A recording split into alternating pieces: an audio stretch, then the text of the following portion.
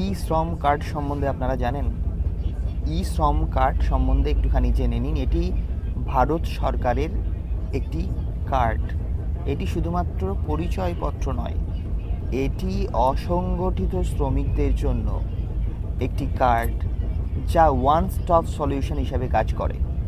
এই কার্ডটির সাথে 16টি সরকারি স্কিমের যোগ রয়েছে। ই শ্রম তৈরি করছে ভারত সরকারের কর্মসংস্থান ও শ্রম দপ্তর। এর মূল উদ্দেশ্যই হলো ভারতবর্ষে অসংগঠিত শ্রমিক যারা রয়েছে তাদেরকে এক জায়গায় করে তাদের কিছু সরকারি সুযোগ সুবিধা পাওয়ার ব্যবস্থা করে দেওয়া।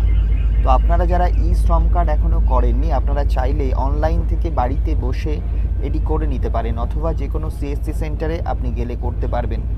যদি আপনারা মনে করেন আপনি কিভাবে বাড়িতে বসে করবেন সেটির ভিডিও আপনার প্রয়োজন, তাহলে সেই ভিডিওটিও আপনি আমার কাছ থেকে দেখে নিতে পারেন। পরবর্তীতে আপনি অবশ্যই কমেন্ট করে জানাবেন।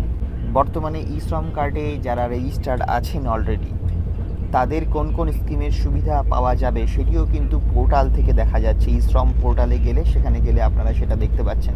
আপনারা যারা ই শ্রম কার্ডে অলরেডি রেজিস্টার্ড করে নিয়েছেন, আপনারা সেখান থেকে দেখুন।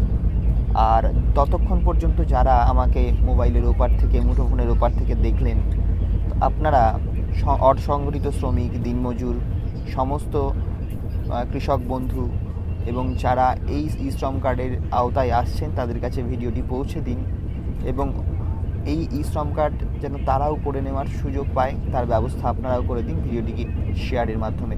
ততক্ষণ পর্যন্ত তথ্যগিরির সাথে থাকবেন, এই ভিডিওর সাথে থাকবেন। সকলে ভালো থাকবেন।